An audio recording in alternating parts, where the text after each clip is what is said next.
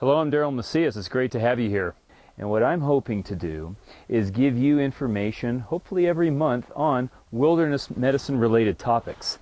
Now, I work at the University of New Mexico at the Department of Emergency Medicine, and I'm also the co-owner of Mountain and Marine Medicine. You can find us on the website at hsc.unm.edu/emermed, E-M-E-R-med, and you look under Wilderness Medicine. You can also find us under www.mmmedicine.com.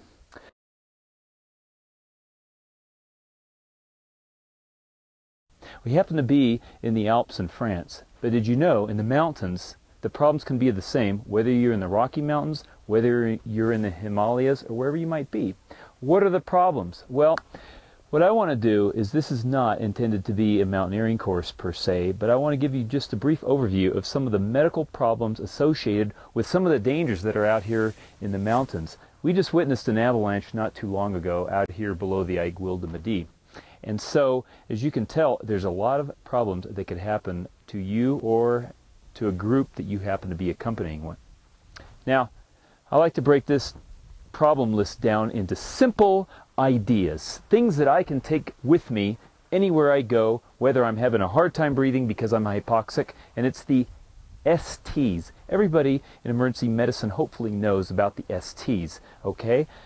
We don't talk about EKGs here. We're going to talk about something else. We're going to talk about two S's and two T's. The two problems with S is solar and sickness.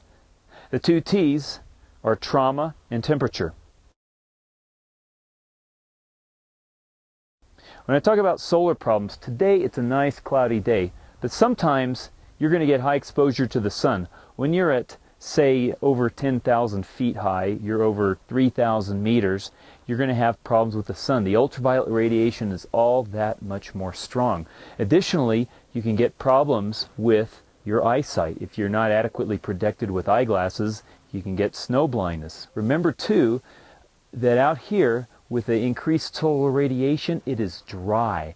With the dryness, with the exercise that might be done out here in the mountains, there's a huge tendency to become very dry, to have a very high amount of dehydration. That's why it's so important to replete yourself with water or electrolyte solutions.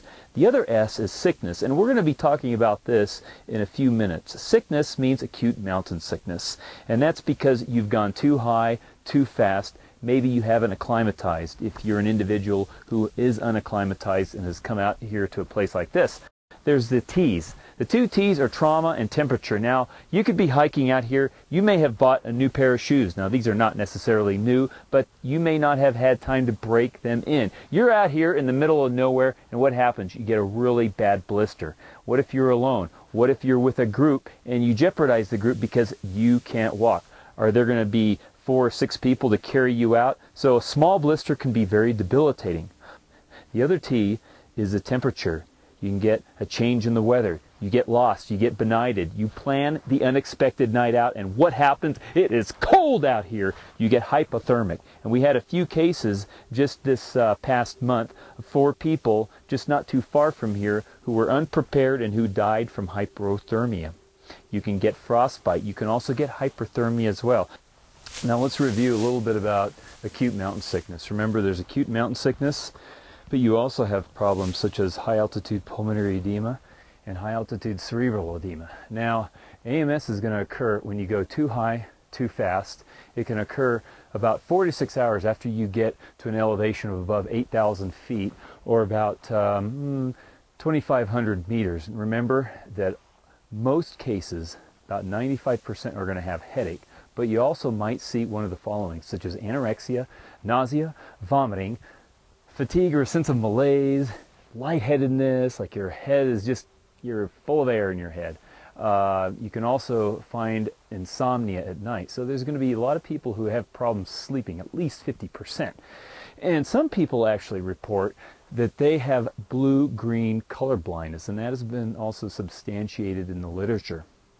Now the thing is you can actually have this for out to 5 days. It's a self-limiting type of illness, but if you go at a certain level or you go higher, you're going to have it last for 5 days. But if you acclimatize at a certain elevation and then you suddenly go higher again, you can get it again. Exercise is going to actually help the headache a little bit, make it feel a little bit better. But unfortunately, laying down, like at night, is going to make it worse. Now remember that shortness of breath is not acute mountain sickness, okay? So if they have shortness of breath, it could be either the adaptive response that you would experience under a hypoxic environment like up here, or it might be due to something else, and we're not going to talk about that today. Remember that if you are an uber athlete, you may be in trouble.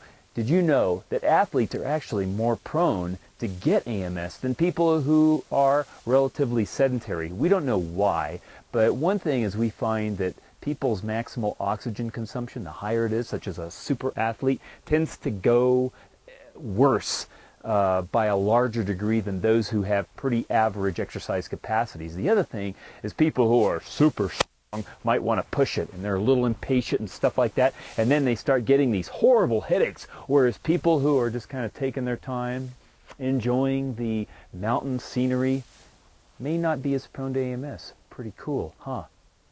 So then, how do we prevent AMS? That's a very important thing. Well, obviously you can be told, look, don't go too high too fast. Very good. But I have something a little more practical than that. It's called the rule of threes. But basically, what it says, and it has been somewhat validated, but it's a nice conservative rule that was suggested by Bosniak, is that you go above 3,000 meters. When you get to about 3,000 meters, do not go more than 300 meters a day and rest on the third day.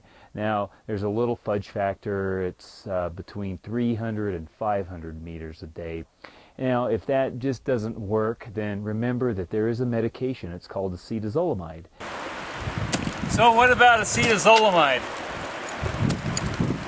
It's a medication we recommend you take for high altitude. You want to prevent AMS, you take it one day before you go to altitude. Remember that acetazolamide has certain interesting effects. It's a mild diuretic, so don't take it at night unless you want to get up and pee at night out of your tent. The other interesting thing is those who have an allergy to sulfonamides should not take, because it's a sulfonamide type of medication. Also remember that the interesting thing with acetazolamide, it causes interesting, bizarre sensations of tingling as well throughout your lips, and it can make you hypersensitive to the sun. So make sure that if you have a contraindication, hypersensitivity to the sun, or any problem with sulfonamides, that you not take.